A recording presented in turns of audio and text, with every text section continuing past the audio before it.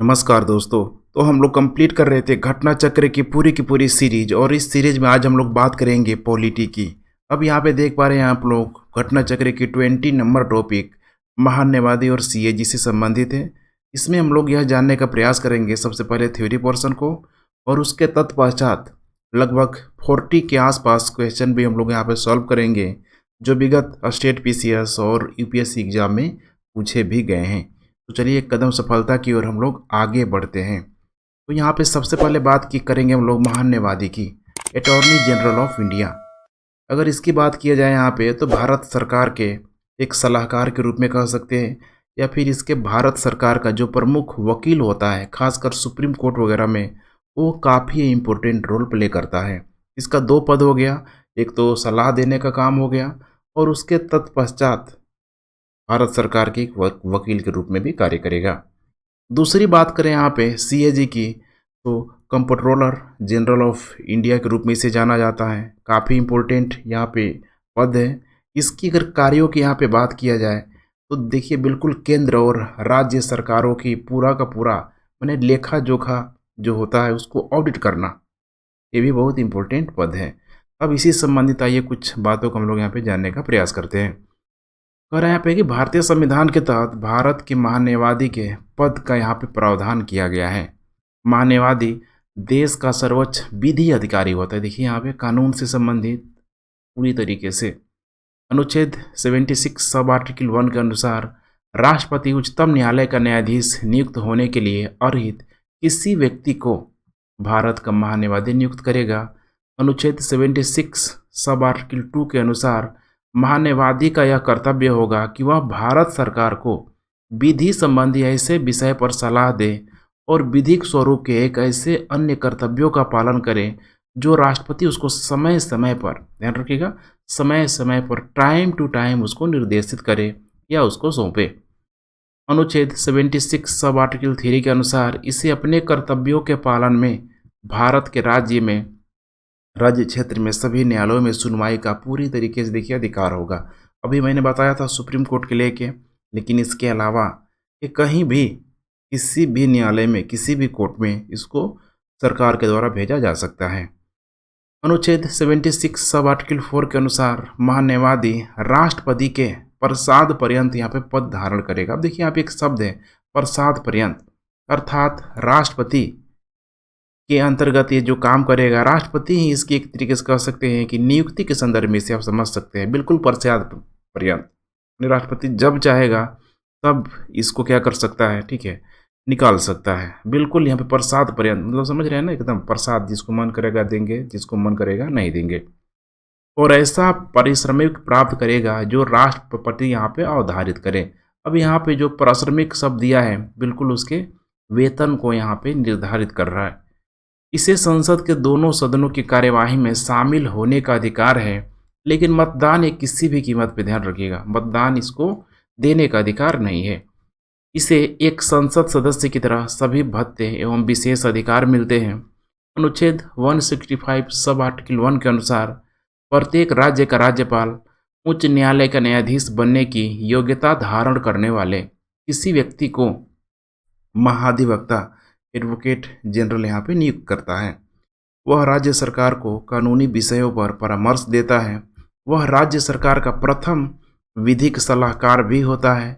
वह राज्यपाल के प्रसाद पर्यंत यहाँ पे पद धारण करता है। तो बिल्कुल सिंपल है। केंद्र में अगर देखेंगे तो अटॉर्नी जनरल ऑफ इंडिया महान्यायवादी, और राज्य में कौन हो जाएगा, एडवोकेट जनरल ऑफ इंडिया, हमने एडवोकेट जनरल ऑफ स्टेट के रूप में समझ सकते हैं, महाधिवक्ता।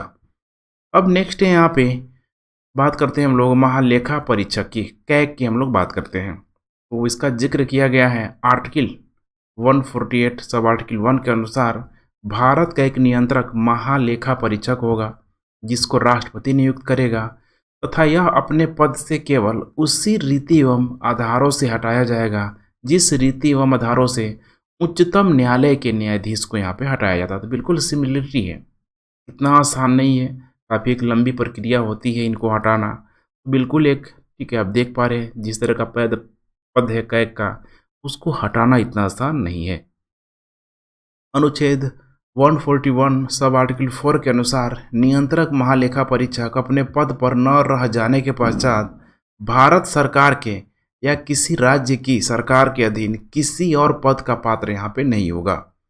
उसकी नियुक्ति देखिए अपनी नियुक्ति से 6 वर्ष या 65 वर्ष की उम्र पद यहाँ पे धारण करेगा, उन्हें जो भी पहले हो जाए, या तो उसकी कार्य अवधि नियुक्ति से 6 वर्ष पहले हो जाए, या अगर 65 वर्ष की अगर उम्र वो पार कर लेता है तो भले वो 2 ही साल क्यों न रहे, साल भर ही क्यों न रहे, लेकिन वो ठीक है, उसको हटा दिया जाएगा। संसद के दोनों सदनों द्वारा विशेष बहुमत के साथ उसके दुर्व्यवहार या अयोग्यता पर प्रस्तावित पारित कर इसे यहाँ पे हटाया जा सकता है।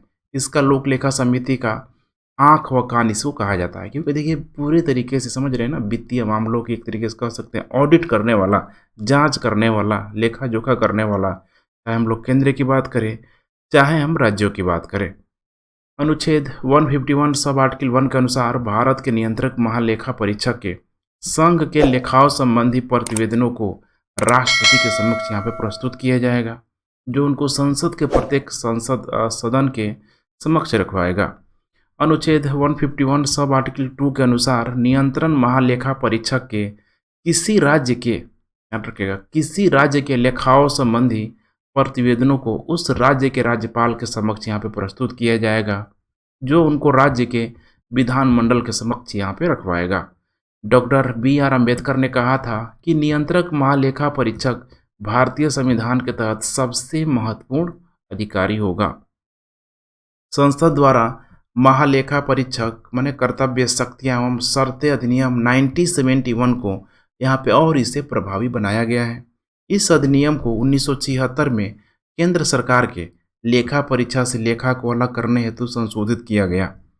नियंत्रक एवं महालेखा परीक्षक राष्ट्रपति को 3 लेखा परीक्षा प्रतिवेदन प्रस्तुत करता है। वो कौन कौन है?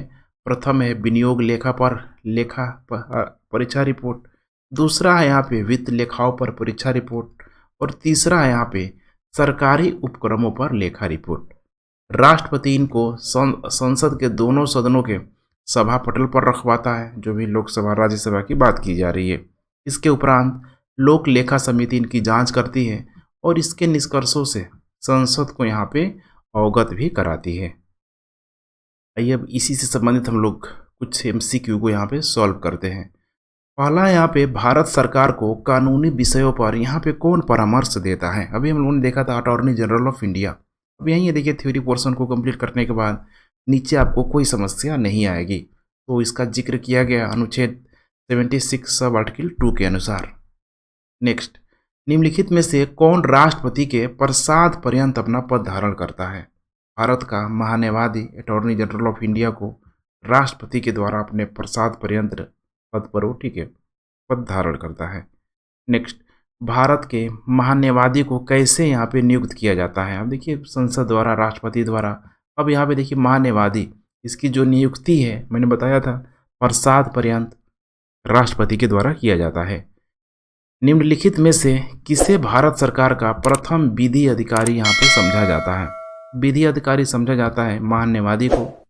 भारत के प्रथम विधि अधिकारी के रूप में कौन जाना जाता है? रिपीट हो रहा है, भारत का महान्यायवादी। ठीक है, ध्यान रखिएगा, प्रथम विधि अधिकारी के रूप में भारत का, ये भारत का महान्यायवादी नहीं होगा। एक और ऑप्शन देखिए, इससे बेटर ऑप्शन दिया यहाँ पे विधि सचिव। क्या दिया है? विधि सचिव। इसीलिए करेक्ट उत्तर हो जाएगा यहाँ पे 5 का D। भारत के अटॉर्नी जनरल विधि सलाहकार है, किसके यहाँ पे सलाहकार है? वो है भारत सरकार के, ध्यान रखिएगा, भारत सरकार के। नेक्स्ट, भारत सरकार के मुख्य विधि परामर्शदाता है, कौन है यहाँ पे? तो अटॉर्नी जनरल ऑफ हो जाएगा इंडिया, 7 का D। निम्नलिखित में से किसको अपने कर्तव्यों के पालन में भारत के राज्य क्षेत्र में सभी न्यायालयों में सुनवाई का अधिकार होगा? सभी न्यायालयों में किसको होगा? महान्यायवादी को। भारत के महान्यायवादी के विषय में निम्नलिखित कथनों पर यहाँ पे विचार करना है। पहला है, वह भारत के राष्ट्रपति द्वारा यहाँ पे नियुक्त किया जाता है। बिल्कुल करेक्ट स्टेटमेंट है, भारत के राष्ट्रपति के द्वारा प्रसाद पर्यंत किया जाता है। उसमें वही योग्यताएं होनी चाहिए जो सर्वोच्च न्यायालय के न्यायाधीश की होती है, ये भी बिल्कुल करेक्ट स्टेटमेंट है। नेक्स्ट है यहाँ पे उसे संसद के किसी भी एक सदन का सदस्य होना चाहिए, ऐसा कुछ भी नहीं है। संसद द्वारा उसे महाभियोग लगाकर उसे हटाया जा सकता है, ऐसा कुछ भी नहीं है। राष्ट्रपति उसे अकेले, ठीक है, उसको बर्खास्त कर सकता है। तो इसीलिए 3 और 4 यहाँ पे गलत हो जाएगा और एक उत्तर हो जाएगा यहाँ पे ए। नेक्स्ट, पार्लियामेंट के किसी सदन के सदस्य न होने पर भी सदन की बैठक में कौन भाग ले सकता है? हमने भी जस्ट देखा हुआ था, उसका एक ही नाम है, ठीक है। 10 का यहाँ पे करेक्ट उत्तर हो जाएगा भारत का यहाँ पे मुख्य न्यायाधीश के रूप में। पार्लियामेंट के किसी सदन के सदस्य न होने पर भी सदन की बैठक में यहाँ पे भाग ले सकता है। सॉरी, भारत का मुख्य न्यायाधीश नहीं होगा इसका, ठीक है, हो जाएगा यहाँ पे भारत का अटॉर्नी जनरल, महान्यायवादी। नेक्स्ट, भारत सरकार का कौन सा अधिकारी सदस्य न होते हुए भी भारतीय संसद की कार्यवाही में भाग लेने का अधिकार रहता है? Attorney general. देखिए उसी को रिपीट कर दिया गया, बार बार देखिए इसको पूछा भी गया 2016 बीपीएससी में। निम्नलिखित में से किसे संसद के दोनों सदनों में बोलने, अन्य कार्यवाहियों में भाग होने एवं किसी भी संसदीय कमेटी का सदस्य होने का अधिकार तो है, परंतु उसे वोट देने का अधिकार यहाँ पे नहीं है। एक ही व्यक्ति हैं, भारत के अटॉर्नी जनरल। निम्नलिखित में से कौन संसद के दोनों सदनों में से किसी भी सदन की कार्यवाही में भाग ले सकता है?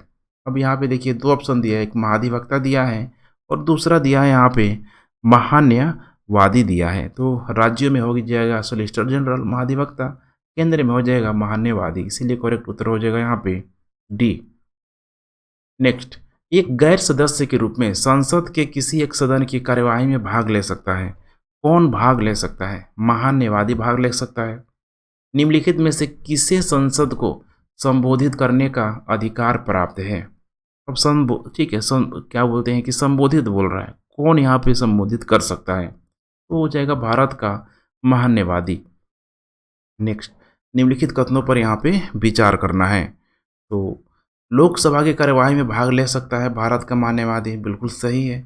लोकसभा की किसी समिति का यहाँ पे सदस्य हो सकता है। देखिए लोकसभा का कह रहा है कि किसी भी समिति का, ध्यान रखिएगा, किसी भी समिति का सदस्य हो सकता है। ये हो भी सकता है और नहीं भी हो सकता है, इसीलिए करेक्ट उत्तर 2 भी हो जाएगा। लोकसभा में बोल सकता है, बिल्कुल सही है।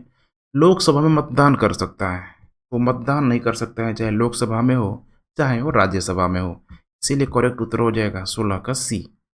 IAS प्री 2013 में पूछा गया है। नेक्स्ट, सॉलिसिटर जनरल निम्न में से यहाँ पे क्या होता है? अब सॉलिसिटर जनरल की बात आ गई, कानूनी सलाहकार के रूप में, ध्यान रखिएगा, कानूनी सलाहकार के रूप में भारत का यहाँ पे सॉलिसिटर होता है, ठीक है। तो अभी हम लोगों ने देखा था जस्ट, क्या हो जाएगा? एक न्यायिक सलाहकार। नेक्स्ट, कानूनी विषयों पर राज्य को कौन यहाँ पे परामर्श यहाँ पे देता है? तो कानूनी विषयों पर राज्य को जो परामर्श देता है उसका नाम है एडवोकेट जनरल, ध्यान रखिएगा, एडवोकेट जनरल। नेक्स्ट, इनमें से कौन राज्य सरकार का कानूनी यहाँ पे सलाहकार है? तो सलाहकार है यहाँ पे, महाधिवक्ता है राज्य की। देखिए क्या पूछ रहा है, ये बहुत इंपॉर्टेंट है, केंद्र का पूछ रहा है, राज्य का पूछ रहा है। देखिए दोनों ऑप्शन दिया हुआ है, जल्दीबाजी करेंगे तो गलत होने का चांसेज है। राज्य सरकार को कानूनी मामले में सलाह देने के लिए यहाँ पे अधिकृत है महाधिवक्ता है, एडवोकेट, ठीक है, जनरल जिसे बोला जाता है। नेक्स्ट, भारत के नियंत्रक एवं महालेखा परीक्षक की नियुक्ति की जाती है, किसके द्वारा इसकी नियुक्ति की जाती है? राष्ट्रपति के द्वारा इसकी नियुक्ति की जाती है। प्रसाद पर्यंत, भारतीय संविधान के किस अनुच्छेद के अंतर्गत भारत के नियंत्रक एवं महालेखा परीक्षक की नियुक्ति होती है? किसके अंतर्गत यहाँ पे नियुक्ति होती है? आर्टिकल दे दिया है, अनुच्छेद 148 के अंतर्गत इसकी नियुक्ति होती है। भारत के नियंत्रक एवं महालेखा परीक्षक के संघ के लेखा संबंधी प्रतिवेदनों को सर्वप्रथम निम्न में से किसको प्रस्तुत यहाँ पे किया जाता है? किसको? भारत के राष्ट्रपति को प्रस्तुत किया जाता है। नेक्स्ट, निम्नलिखित में से किसके द्वारा भारत के नियंत्रक एवं महालेखा परीक्षक के पद का यहाँ पे सृजन किया गया था? किसके द्वारा किया गया था? संविधान द्वारा, ध्यान रखिएगा, संविधान के द्वारा ये सब किया गया है। भारत के नियंत्रण एवं महालेखा परीक्षक के पद की नियुक्ति का यहाँ पे कार्यकाल होता है 6 वर्ष, ध्यान रखिएगा, कितना वर्ष? 6 वर्ष यहाँ पे होता है या फिर 65 वर्ष की जो आयु है, जो भी पहले हो जाए। भारत के नियंत्रण एवं महालेखा परीक्षक के संबंध में निम्नलिखित में से कौन सा कथन यहाँ पे कह रहा है कि सही नहीं है? उनकी नियुक्ति राष्ट्रपति द्वारा की जाती है, बिल्कुल सही है, ठीक है। उनका वेतन सर्वोच्च न्यायालय के न्यायमूर्ति के समान होता है, ये भी बिल्कुल सही है। सेवानिवृत्ति के पश्चात वह अन्य सरकारी सेवा के अयोग्य हो जाता है, ये भी बिल्कुल सही है। उनको राष्ट्रपति यहाँ पे पदच्युत कर सकते हैं। अब देखिए राष्ट्रपति नहीं यहाँ पे पदच्युत कर सकते हैं, ठीक है। इस पे भी महाभियोग लगाना पड़ेगा, तो इसीलिए करेक्ट उत्तर हो जाएगा यहाँ पे डी, ठीक है। बाकी तो ठीक है, सही है, तो पूछ रहा है सही नहीं है। नेक्स्ट, निम्नलिखित कर्तव्यों में से कौन से एक का भारत के नियंत्रण एवं महालेखा परीक्षक द्वारा यहाँ पे पालन नहीं किया जाता है? किसके द्वारा पालन नहीं किया जाता है? तो भारत की संचित निधि से होने वाले सभी व्ययों का लेखा परीक्षक करना और उनके संबंध में प्रतिवेदन प्रस्तुत करना, बिल्कुल यहाँ पे सही है। आकस्मिकता निधि और लोक लेखा से होने वाले सभी व्ययों की लेखा परीक्षा करना और के संबंध में प्रतिवेदन प्रस्तुत करना, ये भी बिल्कुल सही है। सभी व्यापार, निर्माण, लाभ और हानि लेखाओं की लेखा परीक्षा करना और उनके संबंधों में ठीक है प्रतिवेदन प्रस्तुत करना, ये भी बिल्कुल सही है। अब डी है यहाँ पे लास्ट में बच रहा है, उत्तर भी यही होगा। सार्वजनिक धन के प्राप्ति एवं निर्गम का नियंत्रण करना और यह सुनिश्चित करना कि सार्वजनिक राजस्व राजकोष में जमा हो। अब देखिए यहाँ पे सार्वजनिक धन की प्राप्ति एवं निर्गम का नियंत्रण, ठीक है, नियंत्रण इसकी बस की बात नहीं है, इसीलिए यहाँ पे करेक्ट उत्तर हो जाएगा डी। नेक्स्ट, लोक निधि के फलोत्पादक और आश्रित प्रयोग को सुरक्षित करने के साथ साथ भारत में नियंत्रक महालेखा परीक्षक के कार्यालय का यहाँ पे कह रहा है कि क्या महत्व है। पहला स्टेटमेंट है, कैग संसद की ओर से राजकोष पर नियंत्रण रखता है और जब भारत का राष्ट्रपति राष्ट्रीय वित्तीय आपात घोषित करता है, ठीक है, तो ऐसा कुछ भी नहीं है, इसीलिए पहला स्टेटमेंट गलत हो जाएगा। कैग की मंत्रालय द्वारा कार्यान्वित परियोजनाओं या कार्यक्रमों पर जारी किए गए प्रतिवेदनों पर लोक लेखा समिति विचार विमर्श करती है, एक करेक्ट स्टेटमेंट है। कैग के प्रतिवेदनों से मिली जानकारियों के आधार पर जांचकर्ता एजेंसियां उन लोगों के विरुद्ध आरोप दाखिल कर सकती है जिन्होंने लोक निधि प्रबंधन में कानून का उल्लंघन किया है, बिल्कुल सही है। कैग की एक निश्चित न्यायिक शक्तियां प्राप्त है। सरकारी कंपनियों की लेखा परीक्षा और लेखा जांचते समय वह कानून का उल्लंघन करने वालों पर अभियोग लगा सकता है, ऐसा कुछ भी नहीं है, सिर्फ उसका काम है जांचने का, तो इसीलिए यहाँ पे करेक्ट उत्तर हो जाएगा यहाँ पे सी। नेक्स्ट 30 नंबर, नियंत्रक एवं महालेखा परीक्षक की टीका टिप्पणी पर उचित कार्रवाई करने की कह रहा है कि अंतिम जिम्मेदारी है। क्या है? अंतिम जिम्मेदारी किसकी है? वो है यहाँ पे संसद की। नेक्स्ट, निम्नलिखित में से कौन संसद की लोक लेखा समिति की बैठक में उपस्थित रहता है? कौन रहता है? तो भारत के नियंत्रक महालेखा परीक्षक, तो भारत के नियंत्रक महालेखा परीक्षक। नेक्स्ट, नियंत्रक एवं लेखा परीक्षक की नियुक्ति राष्ट्रपति द्वारा होती है। ठीक, अपने पद से उसे हटाया जा सकता है, किसके द्वारा? तो संसद के दोनों सदनों के संबोधन पर। नेक्स्ट, भारत का नियंत्रक एवं महालेखाकार निम्नलिखित का एक मित्र एवं मार्गदर्शक होता है, किसका यहाँ पे मित्र एवं मार्गदर्शन होता है? वो है यहाँ पे एक ही ऑप्शन, लोक लेखा समिति का। 1971 का संशोधन महालेखा नियंत्रक के कर्तव्य, शक्तियों और सेवा स्थित अधिनियम लेखांकन और लेखा परीक्षण को पृथक करता है और सीएजी को लेखा की तैयारी के उत्तरदायित्व से मुक्ति देता है। यह संशोधन किया गया था, जस्ट अभी हम लोगों ने देखा हुआ था 1976 में। अब आप बता सकते हैं 1976 में किसकी गवर्नमेंट थी?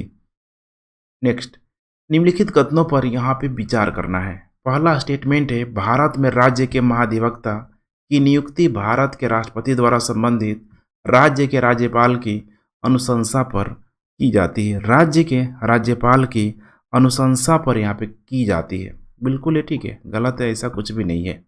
देखिए यहाँ पे राज्य के महाधिवक्ता, भारत के राष्ट्रपति, यहाँ पे राष्ट्रपति नहीं आ जाएगा बल्कि राज्यपाल यहाँ पे आ जाएगा, तो इसीलिए यहाँ पे पहला जो स्टेटमेंट है यहाँ पे गलत हो जाएगा। सिविल प्रक्रिया संहिता के उपबंधों के अनुसार राज्य स्तर पर उच्च न्यायालयों के मूल अपीलीय तथा सलाहकारी अधिकारिता यहाँ पे होती है। ये भी यहाँ पे करेक्ट स्टेटमेंट नहीं है, इसीलिए यहाँ पे उत्तर हो जाएगा डी, ना तो 1 ना तो 2।